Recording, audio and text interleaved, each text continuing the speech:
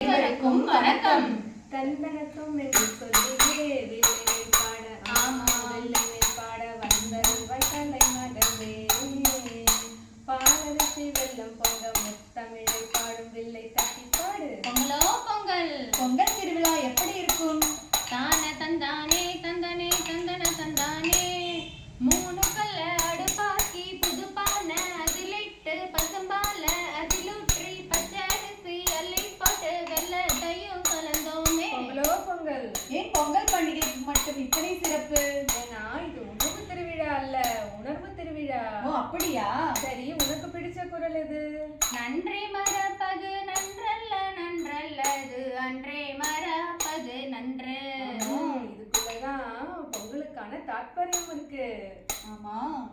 இந்திரனுக்கும் மழைக்கும் நன்றி சொல்லும் விதமா பொங்கல். கதிரவனுக்கும் உழவனுக்கும் நன்றி கூறுவது பொங்கல். வயலில் உள்ள மாடுகளுக்கு நன்றி கூற மாட்டு பொங்கல். ஆமா. பெரியோரிடத்தில் ஆசை கூறுவது காணும் பொங்கல். வெள்ளம் சொல்லும் எப்படி இருக்கும்? வெள்ளமாய் இருக்கும். வாடியவே